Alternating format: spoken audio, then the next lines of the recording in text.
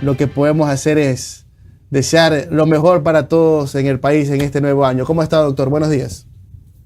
Buenos días, don Omar, un placer estar con usted, con doña Noris, con todos los amigos de Un Café con JJ y feliz año pues a todos ustedes, a todos que nos escuchan y bueno, que la patria prospere, ¿no? Sí. Es difícil, pero bueno, otra elección más de por medio, así comenzamos el año, ¿no? Es lo que nos toca desear al menos, doctor. Oiga, doctor, mire, lo hemos invitado para un tema que, a ver, se resume en dos términos, pero caramba que tiene tantas aristas.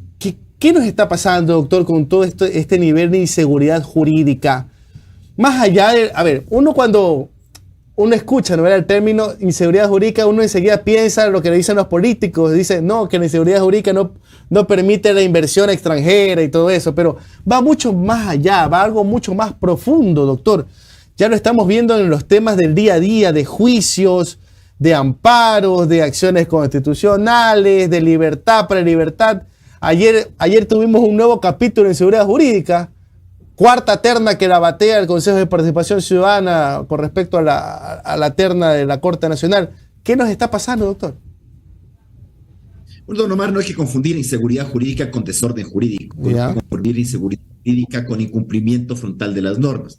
A ver, ¿qué es seguridad jurídica? Ya que lo repetimos todos los días. Que las personas, que nosotros los ciudadanos, tengamos certeza sobre las consecuencias de nuestros actos. Es decir, que usted sepa que en determinada época del año tiene que matricular el vehículo, que para matricular el vehículo hay estas condiciones, que hay que pagar el impuesto predial y que para pagar el impuesto predial hay tales o cuales condiciones, y no llevarse estas sorpresitas que cada vez ocurre. Es decir, que usted llega a hacer un trámite y el funcionario le comenta la gran novedad luego de hacer la cola de que le ha faltado la copia de ni sé qué documento que no se pedía. Claro, entonces el ciudadano se siente en ese momento indefenso, ¿no? Cuando a usted le empiezan a inventar requisitos o a modificarlos. Eso es lo que suele ocurrir en un país como el nuestro, por ejemplo, en el tema tributario.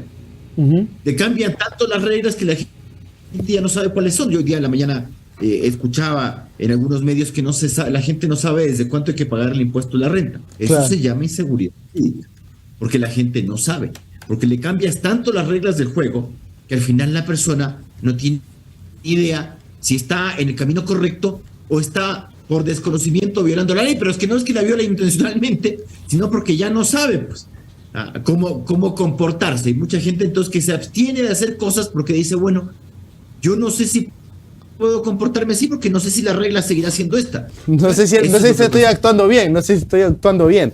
Doctor, mire, efectivamente. Vamos a... Usted está ahora es una pillería, una cosa distinta. ¿Como cuál, por ejemplo?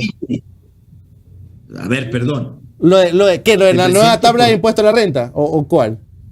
No, me refiero al tema de las ternas y todo eso. Ya, ok. Perdón, ya por cuarta vez te presento la terna y resulta que la devuelves porque ya no se te da la gana nombrar nomás, pues ya, porque ahora ya es así. O sea, antiguamente tuviste la excusa de que tal fulano dice que no cumple requisitos, que tal otro está inhabilitado, que este otro tiene tal cuestión. Ahora llanamente tomas votación, dices que son muy buenos, le agradecemos a los que se han prestado a la payasada esta, pero ¿sabe que de aquí no vamos a elegir? Mándeme otra. Vea, el señor Ulloa de compañía ya debería decirnos quién quiere que sea. Claro. Ahora, pero ojo, que hay sectores que dicen que lo que están haciendo es quemar tiempo hasta que llegue la consulta, porque en la letra chiquita de la consulta dice que si ganan las preguntas del Consejo de Participación, se van a prorrogar por lo menos año y medio las funciones, los funcionarios actuales, entiéndase, Contralor, CNE, Defensor Público, entre otros. ¿Veo que no es inseguridad jurídica? Tenemos claro lo que está pasando. Tenemos claro que queremos que en el Consejo de la Judicatura el señor Murillo Barreno sigan haciendo las cosas que hacen. Sigan yendo a la Corte Provincial de Pichincha a nombre del presidente de la República y le digan al juez de la Corte Provincial: queremos que le concedan la acción de protección a la señora Yori, y esto es de parte del presidente de la República, y no pasa absolutamente nada. Tenemos un Consejo de Participación Ciudadana que incumple permanentemente. Es más, llamémosle a eso Consejo de Participación Ciudadana, porque los 4 miembros están destituidos. Pero no importa, porque ya sabemos cómo es la cosa. Haga lo que haga.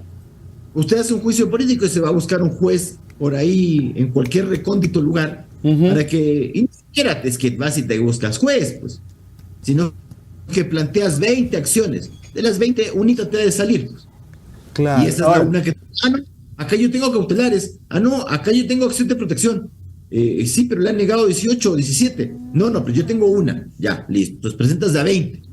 Oiga, doctor, ya sabemos cómo es la cosa. ¿Se anima a comentar lo de la nueva novela? Que aquí estamos de novela en novela. La novela del vocal de los trabajadores en el Consejo Directivo del IES, que también tiene que ver con las acciones de protección. Mañana creo que hay una audiencia que puede tumbar lo que ya dijo un juez de Quevedo, pero de por medio hay una nueva norma que aprobó la Asamblea y hay dos organizaciones peleando. ¿Se atreve a comentar esa nueva novela? Es que claro, cambian las reglas del juego para la nominación de los vocales del Consejo Directivo del IES. Como sabemos, el Consejo Directivo del IES tiene una integración, dice la Constitución, tripartita y paritaria. ¿De quiénes? De los actores que son los que financian al IES, es decir, un representante del gobierno, financia, un representante de empleadores, financia con el aporte patronal, y un representante de los trabajadores y uno de los afiliados. Y tenemos entonces que dice que la elección tiene que ser, entre comillas, democrática, pero que usted sabe que todos nos creemos más democráticos que el otro. Entonces yo digo, yo le he propuesto a Pepito de los Palotes y quiero que este sea. Entonces yo ya no me voy a la designación regular, yo me busco juez. Entonces yo me busco juez y el juez me dice, tiene que ser nombrado Perico de los Palotes. Y el otro juez, porque el otro también se consigue juez en cualquier parte, y el otro dice, no, tiene que ser Pericarpio Cuerda Floja. No, tiene que ser Sutano Perencejo. Y bueno, y así, ¿no? Entonces, y vamos eligiendo, porque ahí sí el régimen, así es el gobierno, que te dice en los casos, yo respeto la independencia judicial, cuando sabe que las cosas se han hecho por la izquierda, mal, entonces para no decir nada, entonces, no, es que nosotros no podemos meternos en las decisiones de los jueces, pero cuando le gusta sí se mete. Entonces ahí sí dice, no, es que esta es la que hago cumplir yo. Entonces ya veremos qué decisión vamos a cumplir, la que le gusta a aquel que tiene el poder de turno, ¿no? Naturalmente usted tiene consejo de la judicatura y ese tipo de cosas, y de mala manera, porque uno siempre le criticaba a Correa la forma como se cooptaron las funciones del Estado, pero no era esto. No era esta cuestión tan grotesca y tan burda como lo estamos viendo el día de hoy. Haga las cosas frontalmente al menos, pero bueno, eso no se le puede pedir tampoco al régimen actual. Doctor, y la última de mi parte, ya le doy el paso a Noris. A ver, todo el mundo está hablando de este tema de las acciones de protección, ¿verdad? Que como usted dice, tienes un tema pendiente, te vas y manejas 7 horas a la profundidad del país, allá te encuentras un juez y ese juez te salva los trastes. La pregunta es, y todo el mundo dice, ¿quién le pone un pare a esto?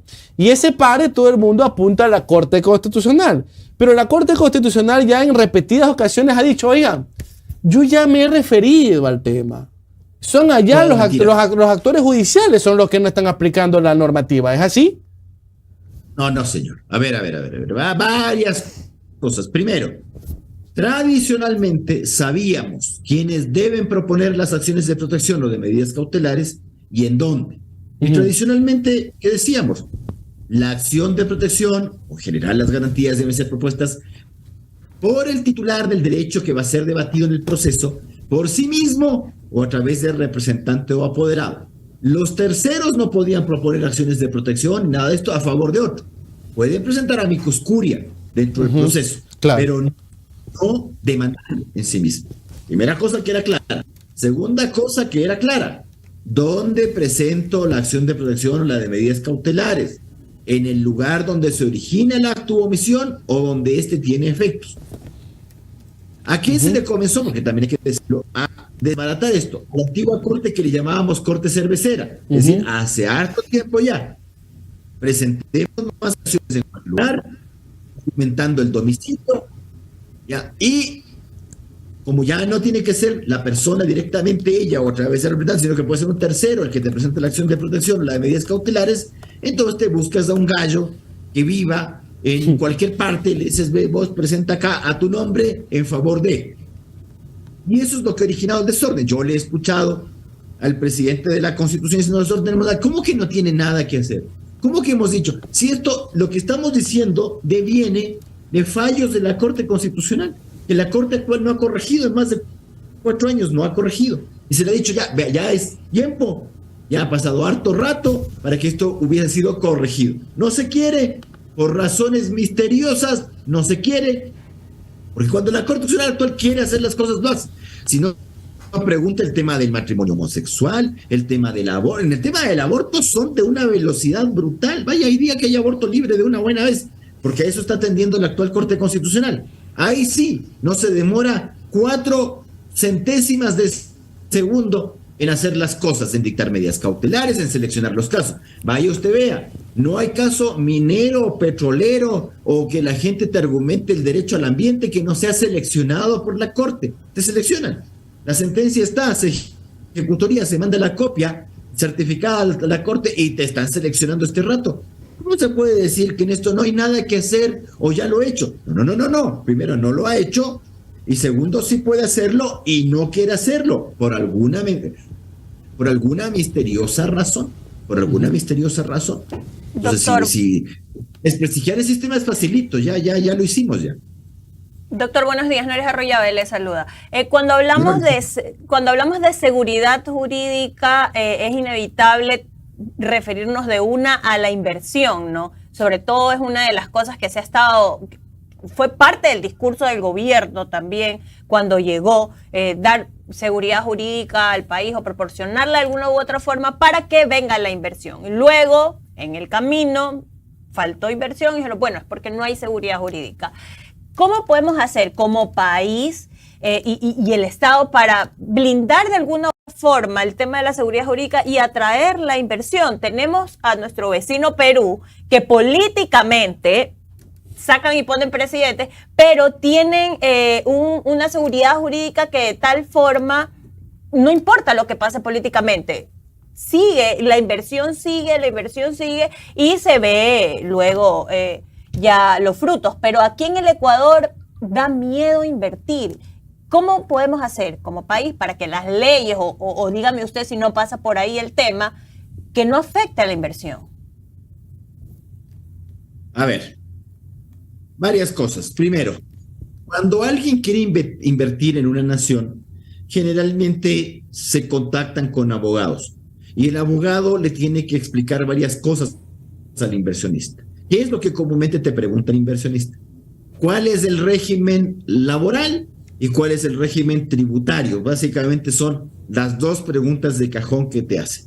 Entonces, respecto del régimen tributario, ¿qué te preguntan? ¿Cuál es la tasa del impuesto a la renta? Si hay otros tributos que hay que pagar, cómo está el tema del IVA, cómo está el tema del ingreso y salida de capitales, todas esas cosas te preguntan. Bueno, y generalmente uno dice, mira, para el año siguiente la cosa es así. El año pasado era de este otro modo. Hubo una reforma tributaria. Entonces, claro, cuando el inversionista extranjero te pregunta eso, dice, ¿cuántas reformas tributarias ha tenido usted? Y uno, pero es un chorizo. De hecho, le recuerdo que el actual jefe del Estado, uno de los ofrecimientos de campaña, ahora que estamos en una nueva campaña electoral, fue, entre otras cosas, para atraer la inversión extranjera, no aumentar impuestos. Lo primero que hace es lo contrario. Entonces, claro, si tú tienes un presidente de la República que en la campaña electoral te ha dicho una cosa y tú haces otra en un tema sensible para la inversión, el inversionista comienza como a arrepentirse. Si tú a eso le agregas el tema laboral, en el asunto de sí, ya hay una reforma laboral proyectada, pero que todavía...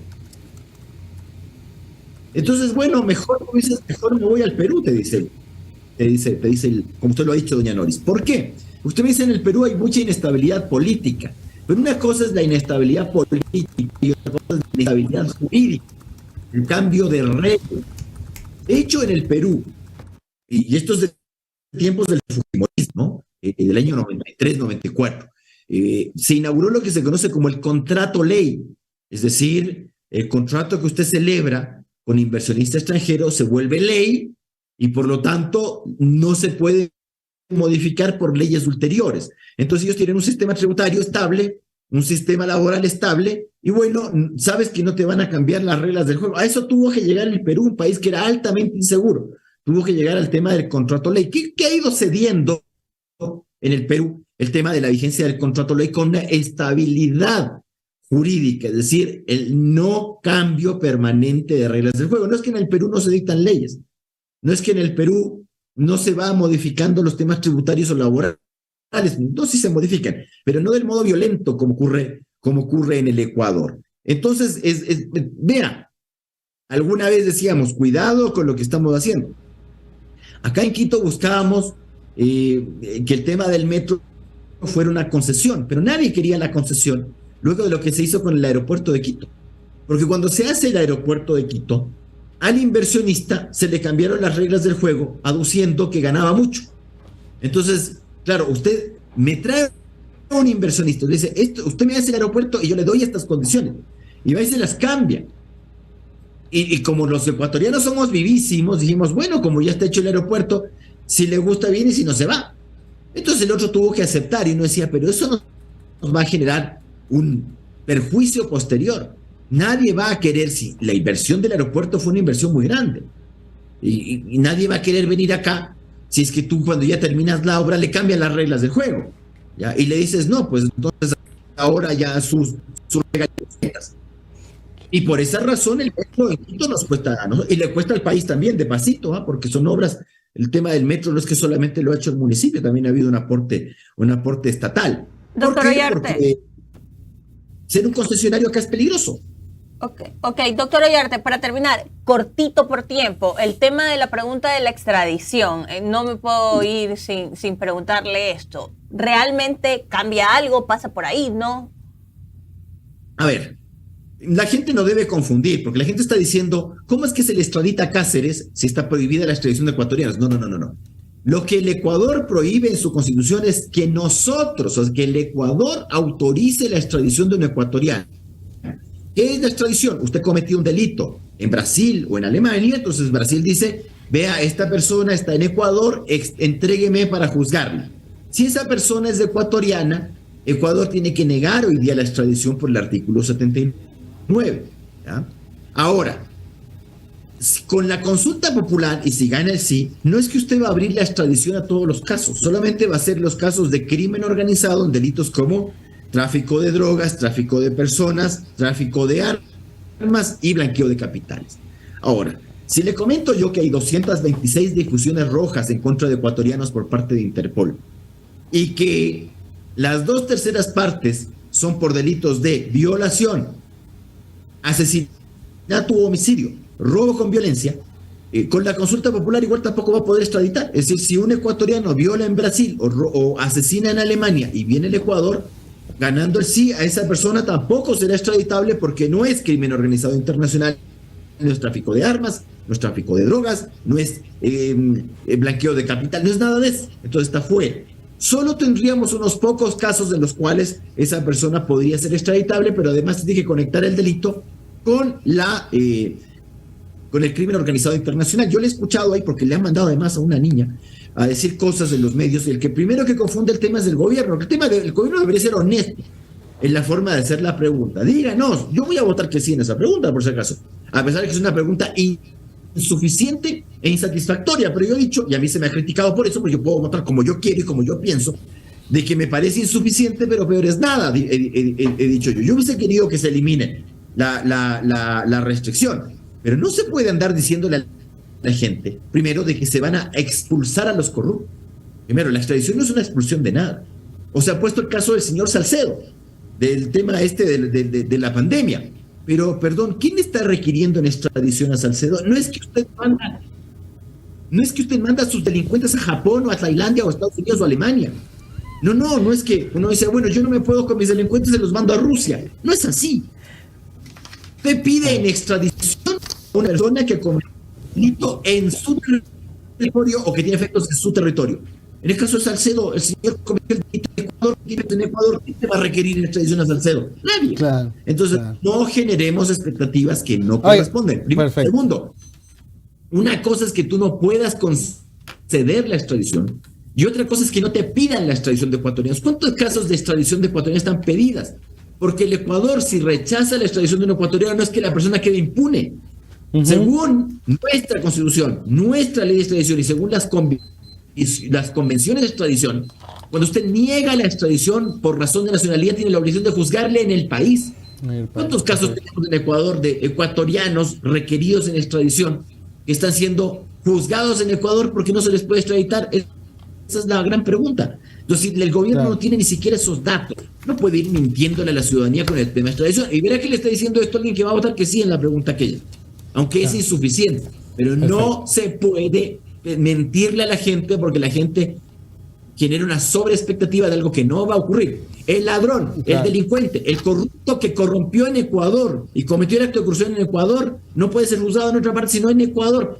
Perfecto. Listo, doctor. Le agradecemos muchísimo por sus opiniones. Se nos quedó cortísimo el tiempo. Tenga un excelente día, doctor. Muchísimas gracias.